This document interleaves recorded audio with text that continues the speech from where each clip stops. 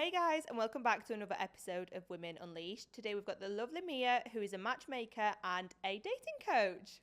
Thank you so much for having me here, Dom. Honestly. I'm so happy to be here because I'm a huge advocate for a healthy love, relationship, and dating. So I'm more than happy to let your audience know about how to navigate the modern dating.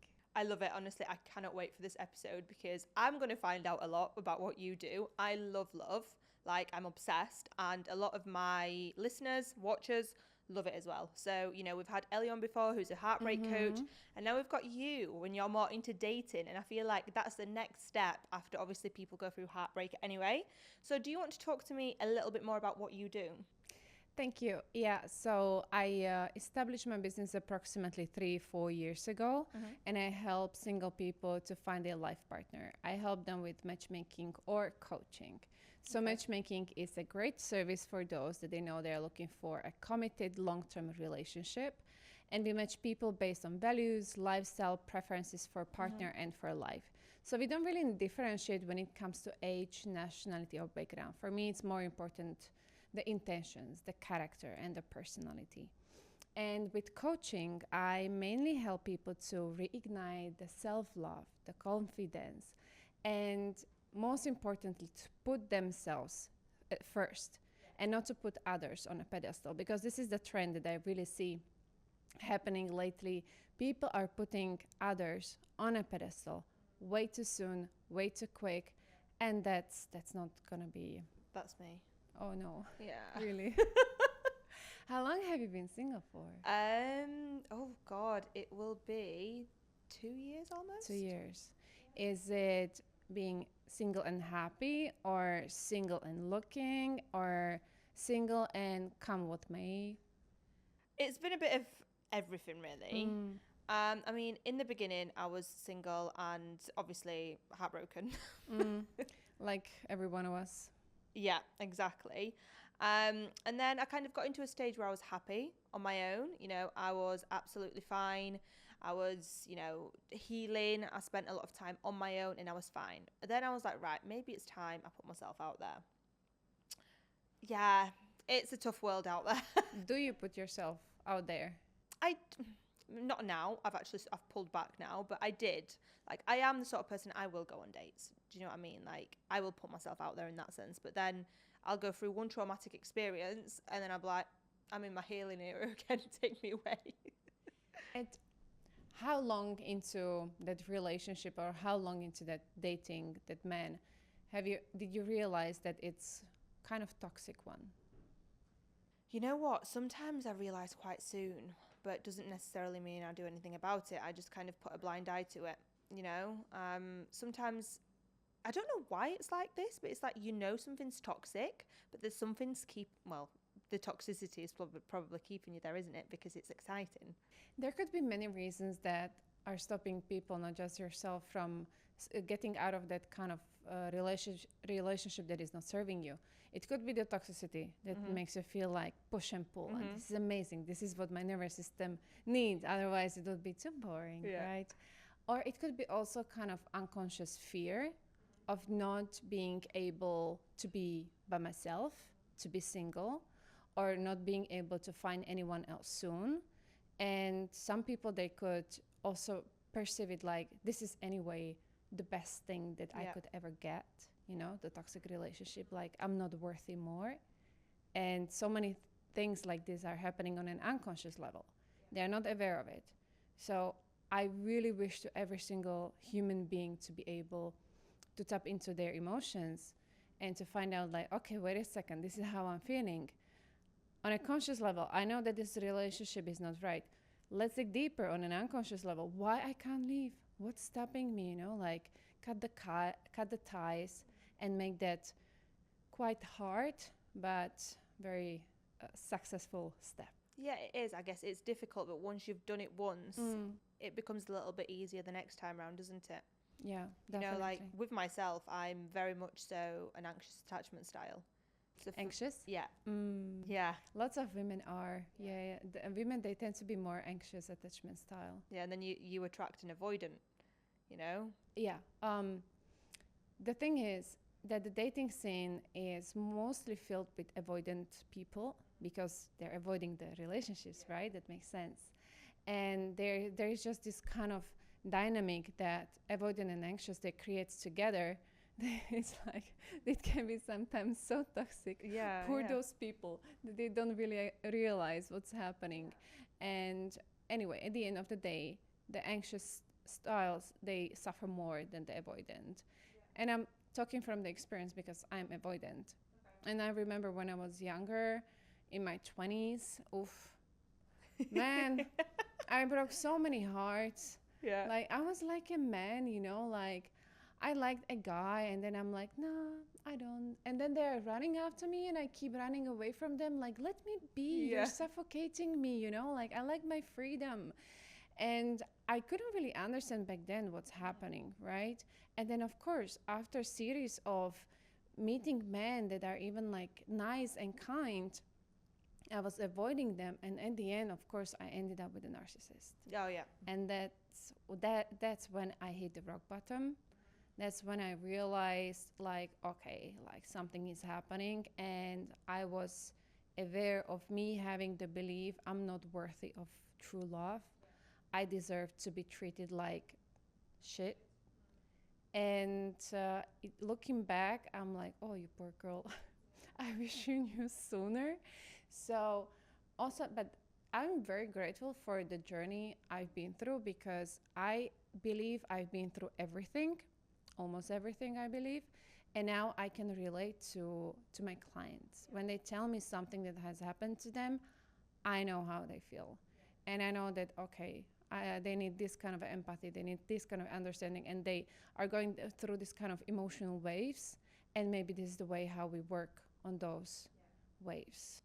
100%. And I completely am on board with what you just said there. Like, you know, you look back at your old self and you're like, oh, poor thing, you know, but it makes you more aware. But do you think it's possible to have two attachment styles?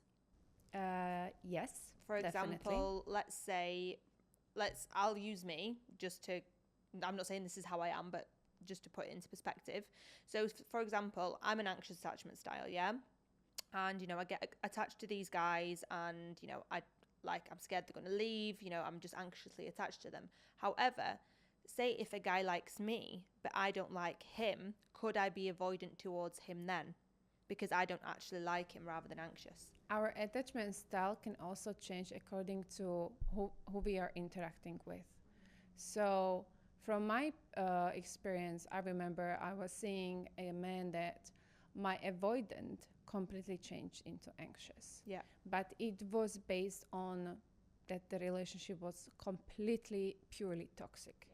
So I completely became someone completely different because he was in the picture, and I was just reflecting what he was bringing out of me. So yes, you can see yourself like, yes, this is who I am. However, depending on who I am interacting with, meeting with, it can also switch. Yeah. Yeah. Yeah, of course. It makes sense, you know, because we adapt to our surroundings as well. So, you know, if you are with somebody that's secure, you will more than likely become secure as well. And I am in search of a secure relationship. And that's the thing, like the dating market is kind of lacking the secure people because most of them are in a relationship.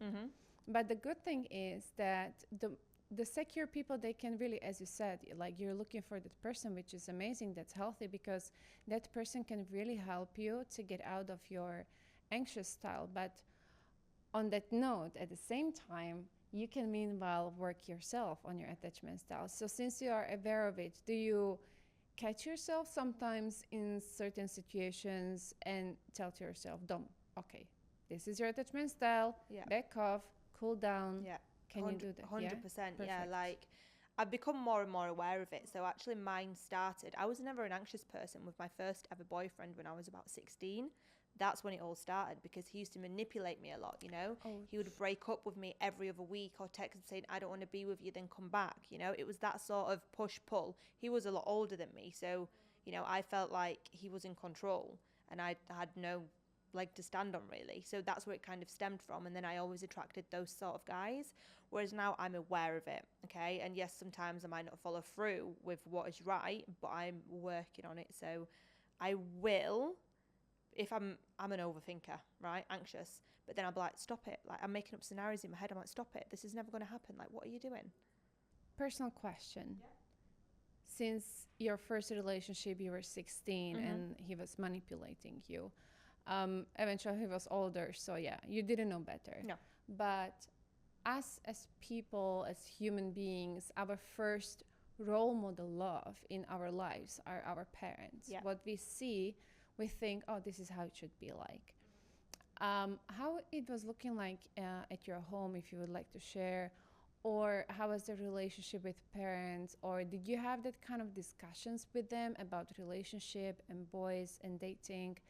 Because I realized we can get to that a little later. Recently, I was studying a lot about the trends and what's happening right now in the world, especially when it comes to dating, mating, and finding partners. Oh my God, we are literally in a crisis, and it's really, really affected by how nowadays teenagers or kids are raised. So 100%. that's why I was thinking that first thing came to my mind, like, how was it for you when you were home? So my parents were amazing. Like, obviously, I'm not going to sit here and slate them because they were good, but I know kind of where this has, for me, stemmed from. So obviously living in Poland, I was 6 when my mum moved to the UK, and I talk about this quite a lot on the podcast, so my regular listeners will already know the story.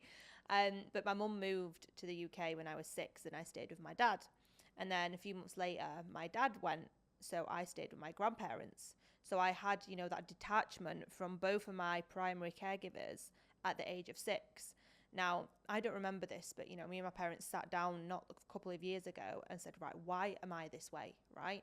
And my dad was saying that, at the time when my dad was leaving, my final primary caregiver, he said, I was screaming, crying, Daddy, please don't leave, Like, I never used to be able to say that without crying, because that would really, really pull on my heartstrings. But I'm working on it now, with my inner child. So that, for me, I think what was the initial kind of trigger of the 100%. Anxious, it was the fear of abandonment, the fear of somebody leaving and walking out on me.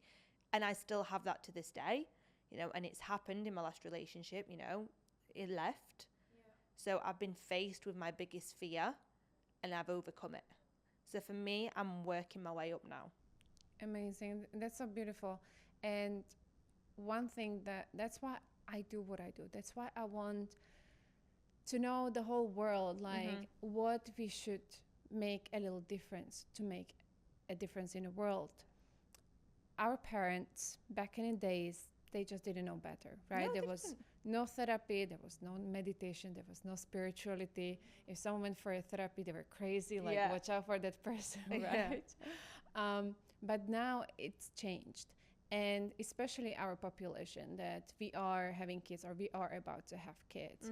I would love every person to know, like, how much we can do, how much we can change in order to raise someone different than who we are when we were kids. I'm sure that our parents, they would have loved to help us to be more healthy and conscious emotionally being. They had no idea back then, though. No, they didn't. They weren't aware this wasn't a thing before. Childhood traumas is becoming a lot bigger now, and even unintentional things. They left the UK to make a better life for me.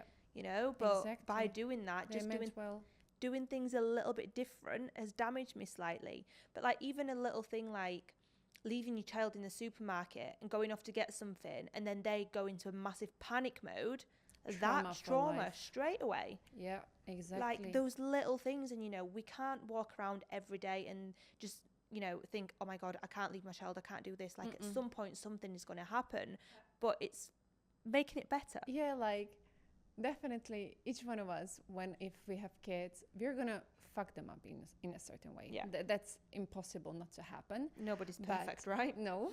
But on a certain level, it's good to do that. So they have the space, because if you bring to the world a child that is perfect, can completely regulate themselves and can be completely aware on unconscious level, like, what are they going to do in the world? Like, it would be too easy. Yeah. It's good to leave a little bit space there, so they can also find their way how to go through life, having those kind of experiences. I'm not saying like to have the experience of being in an abusive relationship, for instance. But yeah, I believe that everyone should have like heartbroken at least once. You need to go through that heartbreak to kind of find yourself, I believe, as well. Because if you don't go through heartbreak, you don't learn about yourself. Like through my heartbreaks, I've been through 2 because I've only been in 2 relationships, you know, and I've learned a lot about myself, about what I want, what I don't want, values, absolutely everything. You know, before I would have tolerated anything for the person I love. Whereas now I know what I want and I'm not going to settle until I find that, which might be hard because the dating pool out there isn't easy at the moment. We're left with nothing really. Yeah, very little. But at the same time, I always encourage people to date. I think I was also saying it on with Aofi on the previous podcast. When you're employed and they tell you you should from time to time to go on interviews, just like brush off your To keep it fresh. skills, exactly. So it's good to go sometimes on a date because going on dates is going to reflect on you how you've changed maybe in between since you were single, if anything's changed in your values or expectations or your feelings, how you feel about others. So it's good to do this now and then, little dates, to have little check-ins with yourself. I think so. And, I enjoy going on dates. I'm not saying I go on a date every day or every week, but like when I do go on a date, I enjoy it. And, a lot of people think that going on dates, oh, well, you're a whore, you're a slut, you're this, you're that. It's like, no, like, one, I'm trying to find my future partner. And second of all, I like to get to know people, even if it's not going to lead anywhere. Like, and because through speaking to other people, I find out so much about myself as well. But not everybody likes dates. Yeah, and that's quite sad because dating should be joyful and fun and positive and putting yourself out there like, I'm doing this for myself. I'm doing myself a favor. I'm getting to know myself more. And on the same side, I might get to know not necessarily my future husband, but maybe it could be a friendship. It could be a business partnership. It could be a friend of your future husband. It could be whoever. Yeah, exactly. I always believe that, every person crosses your path for a reason. So like you say, it could be anything business related. It could be that they lead you to your future partner, or a friend of a friend. Like, exactly. I think it's beautiful. Dating is beautiful. And yes, some dates you go on and, you think, oh, no, you're not my person. We don't click. But not everybody's gonna. Yeah, single people, till you can enjoy it, because then once you find your person, you're like, how is it like to go on dates? But it's good when you're in a relationship to do those dates with your partner to reignite the spark. Keep it playful. Like, don't just stay in your pajamas at home and Netflix and popcorn. Like, give it a spark. Don't stop doing what you were doing in the very beginning, because then it starts fading out. It does. And my ex didn't really like going out for food or doing all these things, but I'd rather sit on the sofa and just That's not you. And I'm just like, no, like, I like to get dressed up, I like to go out for food. He was like, I don't like it. Like, so it was just a bit like, well, let's do something else, let's do an activity, work around it, because how else are you going to keep that alive, sitting on in front of the TV watching a movie every day? Is this the reason why? No. No, the reason's a lot deeper than that. Okay. Yeah. It's a little bit more savage, but it's not for this podcast episode. Okay.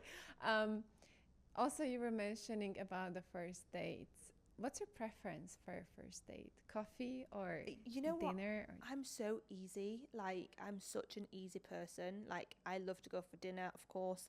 I will go for a coffee. We can go on a walk. I don't care. Really? That's awesome. But some people are like, no, you need to take me to a nice fancy place for dinner. Oh, yeah. I don't care.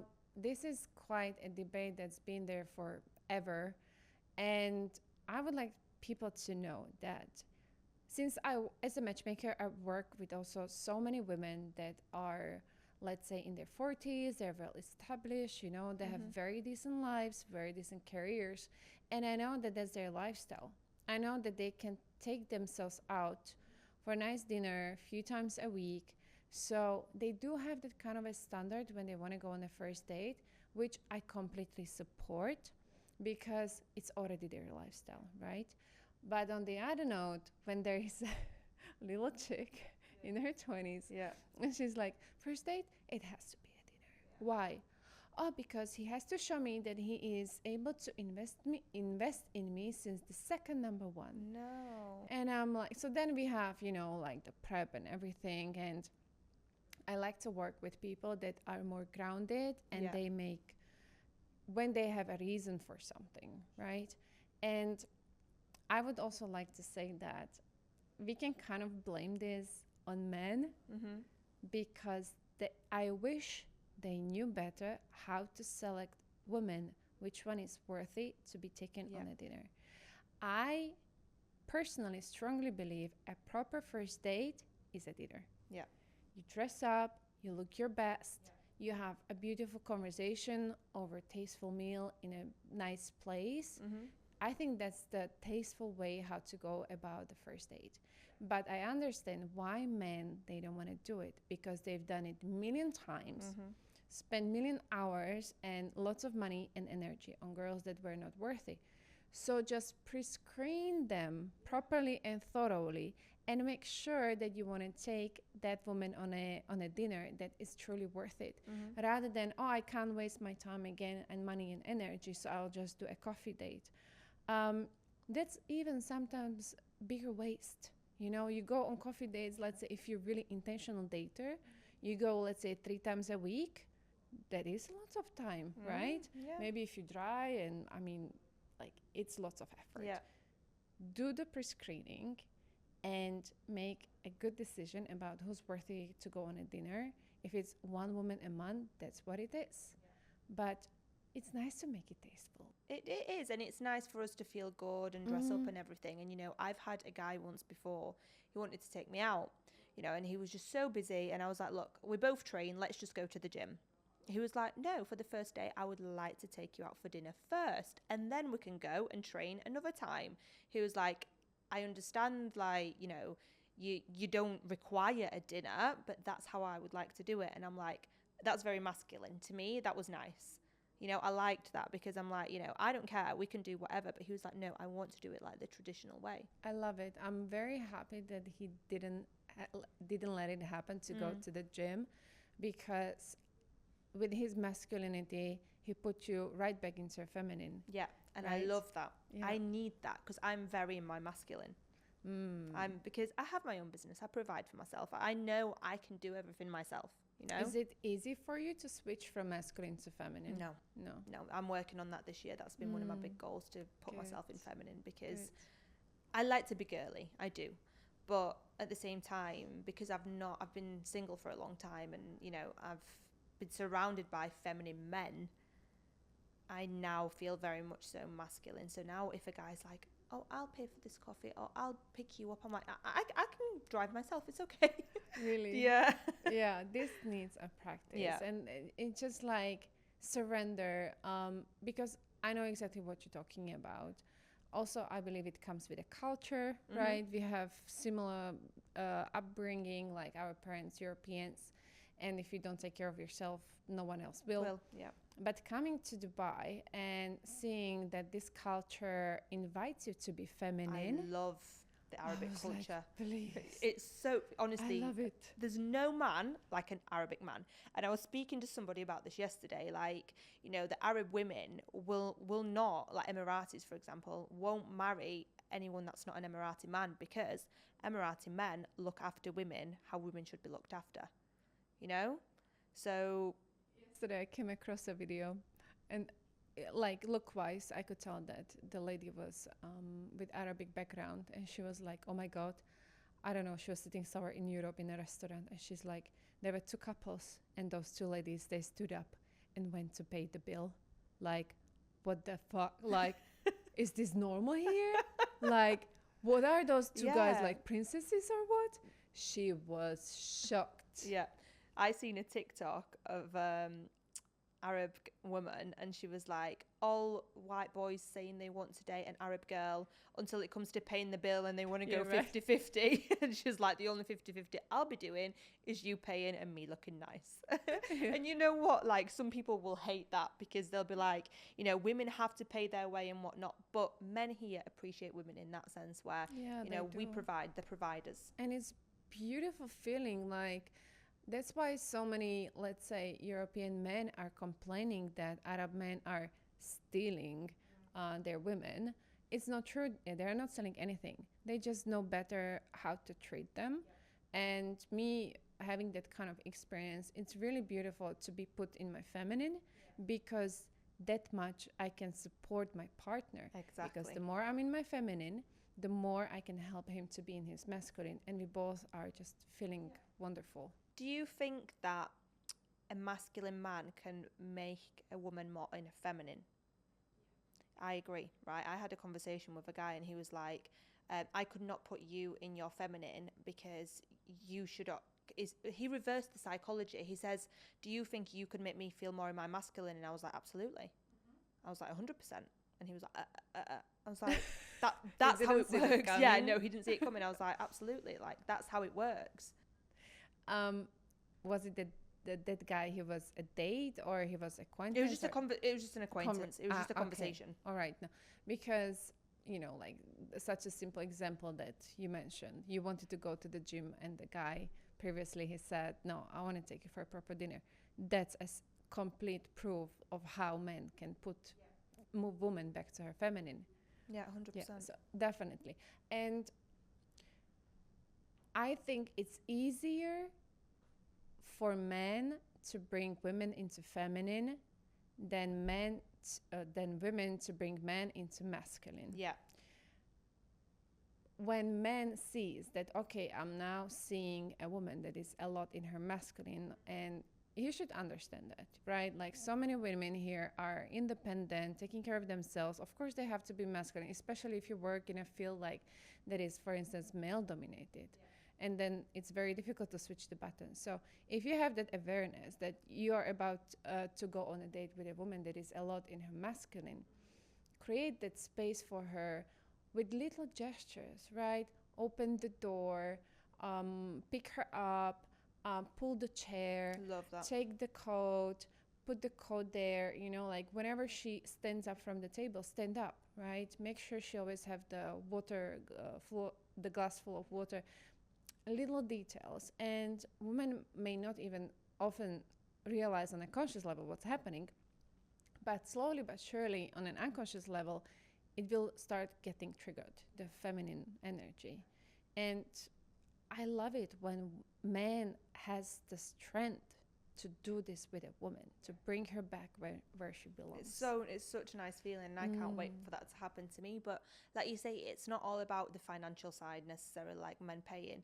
It's about the little things: opening the car door, you know, not walk in front of, you know, the man walking behind you, you walk in front of them, pulling the chair. Like, those little things go such a long way, and I notice that a lot. Like, I have one friend, and he's one of my closest friends, guy friends. And whenever we go out for dinner or whatever, and when I see him like once a year, he will come pick me up. He will get out of the car, open the car door, let me get in, close the car. Like, he will never let me open the door, you know? Never settle for less. If a friend is always doing this for you, the partner that you choose, he must be doing even more. Yeah, exactly. Because if we choose a partner and we will be comparing that man constantly to someone we already have in our life, or to our exes, it's gonna bring up resentment. And you will be then, you know, like pokey and teasing him. Why don't you do this? Why don't you do that? You don't want to ask them for it. They should do it naturally. True is, like, men, they are not mind readers. No, they don't. Or even less than women are. So sometimes we really have to give them like, not hints, but obviously to tell them. And that's also the way how you should bring it up to his attention. Instead of, why don't you open the door for me? Oh, babe, you know what I love when you open the door for me? It's so romantic. Even though he's never done it before. I love that, yeah. Say it in a nice way. It makes him like, oh, of course I'm going to do it. Of course I want to make her feel like a queen. I'm the man, right? So sometimes, yes, we have to do it this way because they're men. Yeah, you are right. They're not mind readers. They don't have a clue. But it's a bonus when a man already does that and he knows what he's doing. Then you're like, oh, yes, please. Yeah, and that again comes a big part for the parents, right? Children, and we always copy paste what we see. So if you never see a father opening the door for for mom, then yeah, most likely you even don't have an idea that you're supposed to do it. Yeah, so We imitate our parents' behaviours, of course. fortunately and unfortunately. Yeah, in good and bad ways, of course. And when it comes to kind of matchmaking, and you said you don't do it via looks, you do it by, values, characteristics, like that sort of thing, right?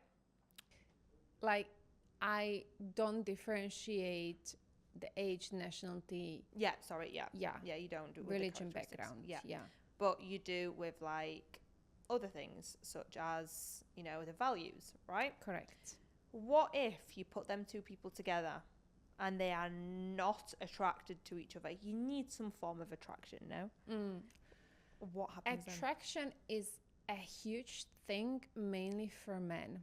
So, Yes. in my experience, women are more picky. But when it comes to looks, definitely men are more picky. They're just visual creatures, and that's how they were born. So with looks, I have very little space to play with when it comes to male clients. But when it comes to women, if I tell her, so I meet all my male clients in person because I really want to build a trustworthy relationship, and I really want them to feel comfortable with sharing with me all the important details.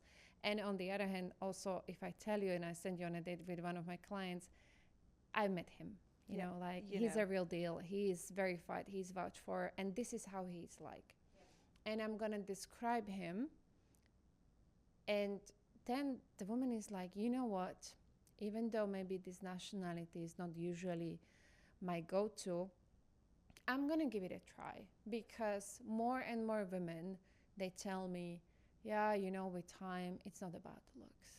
But for men, it's always about the looks. Always. But the looks always wear off, because I have a conversation with, my guy friends, and they say, for the first 10 minutes, a girl might be amazing and good looking, then you speak to her and she's got nothing about her, and instantly they're unattracted from her. That's the thing. You can meet a supermodel, go on a date with her, and then she opens her mouth and you're like, okay, check, like, I'm gone. Let me go. Yeah. So this is also, I'm a huge advocate on, like, fall for someone based on their personality. But I understand it's not always so easy for people to accept to go on a date with someone. If they see the pictures, then they're like, no, it's not my type. And sometimes I try to find a middle way, and I suggest them, okay, what about a short video call with that person? Rather than, making the time to go on a date, let's try a video call. And that's a time when I really see who is willing to try to go a little bit outside of the comfort zone or outside of the usual type, and who is not. So if they say no, then I understand it's a definite not their type. They wouldn't even do the call. But if they're open to it, I'm like, perfect. At least we're not losing a chance. Yeah, of course. It's crazy how that works. Yeah. It's so exciting for you to do. It's wonderful. Like, I believe work with people is the most beautiful and most challenging, because people are just going to bring out things out of you that you don't even know about yourself, not just in a business environment, in personal environment, friends and family, right? So work with people is, I think, one of the most rewarding ones. As much energy as it takes, that much it also can recharge you and also help you to grow as an individual. Yeah. And how's it going? Like, have you had people in relationships? Yeah? Yeah. I do have few couples that are dating. I still don't have any marriage yet on a table. It takes a little bit of time, but I always keep my fingers crossed. So we'll see how that goes. I love that. I love that. So do you take age into consideration as well, or not? Not so much. Agency consideration. Age, like age. Sorry. Yeah. Oh yeah, always.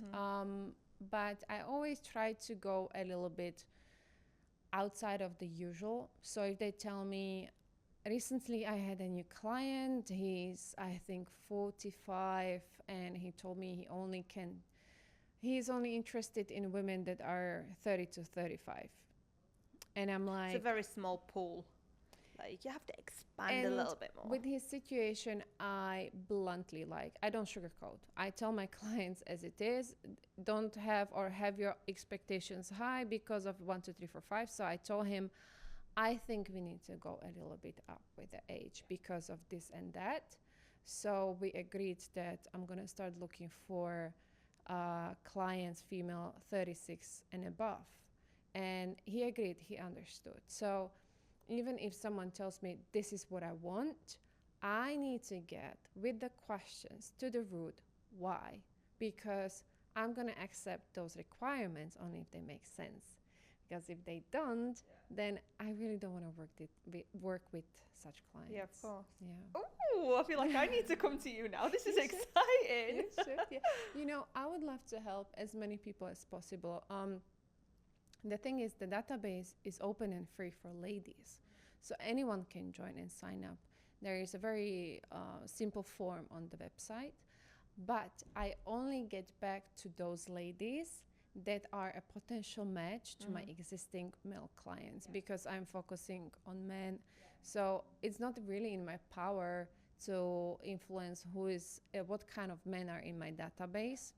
But at the same time, if I don't have anyone for you today, who knows who's going to cross my path tomorrow, next week, next month, you know? So I always invite anyone to join the database as long as they're looking for a long-term committed relationship. And then I'll do my best to bring more happy couples to this world. I love that. Like I said in the beginning, I love love. So for me, this is amazing. Like to see you do something like that and help people in a different way, because there's people out there who don't know how to date either. Oh, actually, thank you for bringing this up. Go on. This is a good point because I don't work with anyone and everyone. So even if someone comes to me and he tells me, for instance, I had this potential client, he didn't become a client. He was in his 30s and he told me, I've never been in a relationship. I've never been on a date. So I'm like, how can I vouch for you that you're gonna do well in dating and in a relationship whilst you never even had one, right? So what I would suggest from here, before we start with matchmaking, let's work a little bit on the mindset, how dating a relationship works. So, you know, because when I send you on a date with someone, I want to make sure that both of you are prepared and ready to maintain a healthy relationship.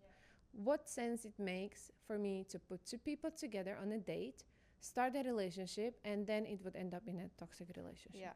So I want to make sure that everyone in my database or people I'm matching together are at least self-aware, have some experience, and are able to maintain the healthy relationship. For sure. Yeah. I mean, look, it's for me personally, when you're on a date, you need to be able to have a good conversation. Like, I could not go on a date with somebody and then have no chat.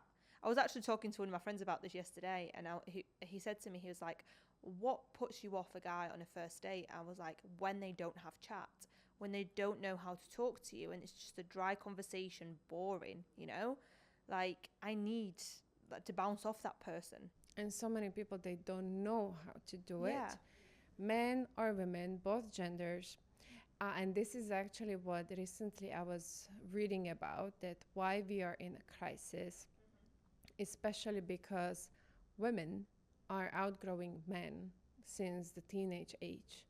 They're smarter, they're doing better, they're having better wages, jobs and lives, and then boys and men are staying behind, and that's causing suicides and them falling into depression, watching pornography, being lonely, feeling useless, and then that's leading to people not being able to find a partner. So there's going to be it's already now happening, right? Like there is 10% of men that are the top notch that every woman wants, but they don't want to settle down because they have all All that the pool options. of women to choose This from. is my problem. This So- is what I keep talking about. Yeah, Because it's like there is only a small percentage of men that are amazing, right? And they're either taken or they are literally like, I have options, so I'm going to go for whatever. that's why there are two takeaways I would love every woman to take. First, don't pretend or make yourself so busy that you don't have time to go on dates, to meet people, or at least to expand your network. Do not neglect your exposure because you're going to end up 45 single and miserable. I swear. And this is not a joke because I see this happening already now. Because if you're going to be like, oh, but I'm busy building my empire, I'm independent, I'm busy with work and with my friends and with my healthy lifestyle, I need meditation, I need yoga, I need my juicing. That's beautiful that you're taking care of your body, of yourself, of your well-being. But the key to your true health is the quality of your relationships. So if you don't work on that parallelly, you're going to end up miserable. So don't make yourself way too busy or pretend to be busy or not approachable. And second thing, if you meet a guy that, let's say he's not your usual type, but he has the main important traits and characteristics that are a must to see in your future potential partner, give him a chance. Give him a chance. If it's too good to be true, it's not. If it's boring, it's not. Or bring some spiciness into it. You know, like, bless them, men, they don't have it easy either. They just don't. I'm a huge advocate for men. I love to coach them. I love to work with them. And I see how hard they have it. So if you meet a man that has a good heart, has values, you see that he's making you a priority, like, give him a chance. Don't say, oh, I didn't feel the spark. There is no chemistry. It can come with time. Yeah. That also happened to me with my previous partner. Like, I didn't feel any chemistry there in the beginning, and then I fell for him so much. He was an amazing man, really. So don't neglect your romantic life. And if you meet a man that he's nice, give him a chance. Do it. Yeah, I mean, I agree, but just to a certain extent, because, you know, I've met nice guys in the past and I've been like, you would be great, but there are certain things that you need to tick for me to be able to be like, yeah, let's go ahead with it. For example, I need a man to be more successful than I am. Like, that is a no-brainer for me. Like, you have to do better than me, because otherwise I still feel like the man in the relationship. I still feel masculine. So yes, this guy may have been lovely and ticked a lot of the boxes, but that one he didn't tick, and that's a really big thing for me. What if he's currently not making as much money, let's say, but you see that he's working his ass off, he has like very huge aspirations to be more successful. He has a plan, he's working towards it. You know that he's not going out to bars, drinking, brunching, but he's also having a schedule. If someone's ambitious, yeah, 100%, but that person was in a job that wouldn't really allow that. Okay. So I was just like, no. But if somebody's ambitious, okay. Yeah, like, ambition's on one of my top priority list. You have to be ambitious. You have to, want more for yourself. Because, structure. When ambitious man is going to have a woman that is going to be so nurturing, caring, and supportive, the impact the woman she has on that man is going to multiply his ambitions and success, because he feels so supported from his woman. Yeah, no, I agree. There's one thing that I want to ask you about that's just been hovering in my head, right? When it comes to dating, and that's dating apps. Because that stuff is not for what it says on the tin, basically. It really isn't these days. So, like, for me, if I were to meet somebody, I would rather meet them, like, if I'm out somewhere, at the gym, like at a coffee shop, doing things that I enjoy doing, because I know they're more aligned with me then. But dating apps, people don't go on there for the search of dating or the love of their life. A very small minority maybe, but most just want a one night stand or a mess about. Are you still using dating apps No. or not? Really? No, you're not. I think I've Okay. downloaded it once. Me and my friend just had a laugh and deleted Yeah, it straight right. away. Yeah. I can imagine. I believe what's happening currently is the trend that people are getting off dating apps. And as I said, like, I prefer to meet someone organically outside. Not necessarily it has to happen in a way, oh, I'm going to the bar, I'm going to meet someone. But I've noticed that there are so many little groups and communities happening, getting together based on their common values or lifestyle, hobbies, whatever interests they have. So I believe that this will be happening more and more often. At the same time, when, for instance, I work with clients, one of my first questions when we do coaching, do you want to meet your partner organically offline or you want to do it online? And they have to make the decision. I support both, but I need to make sure that they have the healthy, positive mindset about either one of them. So when it comes to dating apps, yeah, I advise to use them for those that they really don't have time. They're really busy, but they don't want to neglect their private lives. If you really have demanding working hours, go on the app, but be mindful and be strategic. There is no place for romance and chivalry on dating apps. Like, you can't really expect the guy to be so like Prince Charming, because the guys are also tired from the dating app. So just take it as a tool, and the dynamics of being, man chivalrous and you feminine, just use it on the date. Start it there. But at the same time,